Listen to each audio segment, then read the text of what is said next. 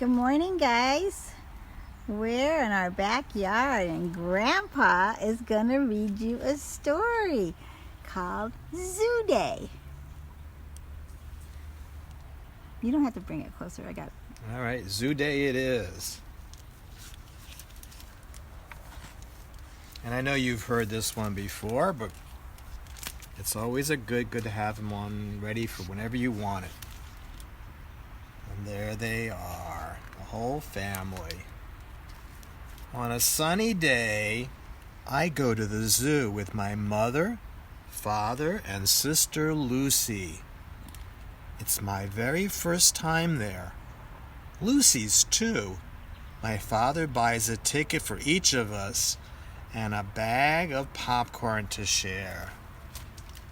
And in this picture, there's their Ema with a map of the zoo and signs that say where they can go. The birdhouse is this way, and the jungle house with the monkeys is the other way.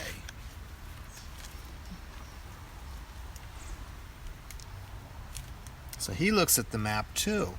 While we look at the map, I hear roars and howls, chitter-chatter and songs, cries and squawks. I hold my father's hands tightly because the roars make me a little nervous. And this is the map. There's the area for the gorillas, the African plain with elephants, ostriches, zebras and giraffes and lions, reptiles like snakes and alligators and turtles, the monkey house, birds, sea lions, they're lots of fun, and polar bears. And I think that both Grandma and Grandpa remember going to the zoo with Yedidia, where we saw a lot of those same animals. This zoo seems a lot like the Beersheba Zoo, the Negev Zoo in Beersheba. First we go into the jungle house to say hello to the monkeys. Monkeys are always a lot of fun, and they have all different types.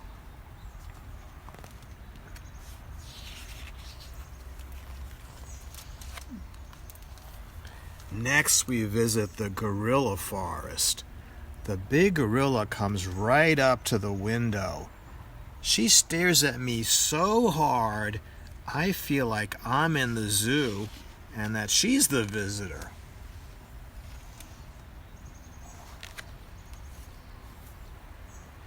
At the African plain, we find a mother elephant and her baby. The baby elephant sticks very close to its mother. There are funny-looking ostriches, zebras, and giraffes munching leaves off the trees.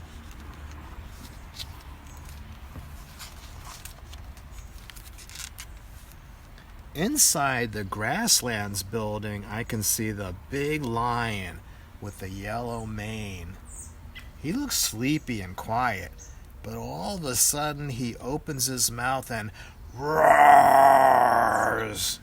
It must be his nap time, Lucy says. I bet he's telling us to shush and let him sleep.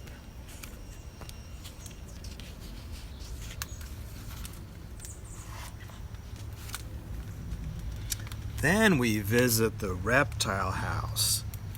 We see a giant boa constrictor and a tiny coral snake.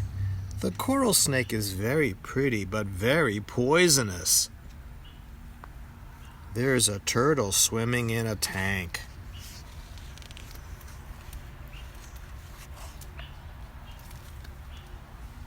We walk along the shady path to where the polar bears live. Lucy loves polar bears. She has a big stuffed animal polar bear at home, and it's her favorite toy.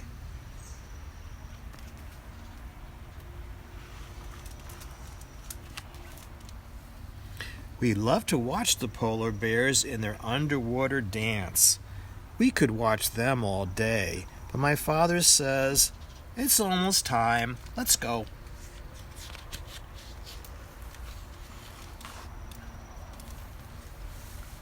We hurry over to the big pond where the sea lions live. They're climbing on rocks and sliding off, and they're barking and splashing and grunting. Lucy laughs. They sound just like Roxy. Roxy is our pet beagle. I laugh too.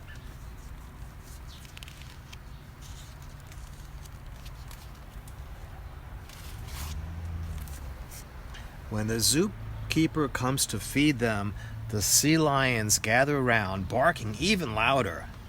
She throws a shiny fish up into the air. A sea lion catches it and slaps his flipper on the rock. Another catches a fish and dives underwater. Now they're making me hungry, I tell my mom. Me too, she says.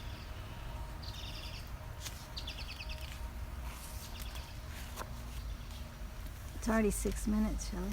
We sit at a picnic table and unpack our lunch. Just as we finish, I hear a whistling sound. What's that, I wonder? We follow the sound to the birdhouse. But the birds aren't in cages. They're flying all over and all around us, but they don't fly out the door. Lucy and I hold up small cups of nectar.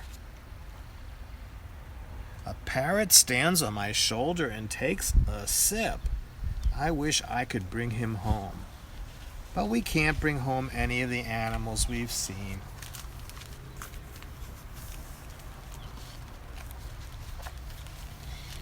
Just the same, Dad buys us 2 balloons. One with a polar bear for Lucy and one with a parrot for me to remember our day at the zoo. And that's the end. Zoo day. And it was fun even if they didn't get balloons.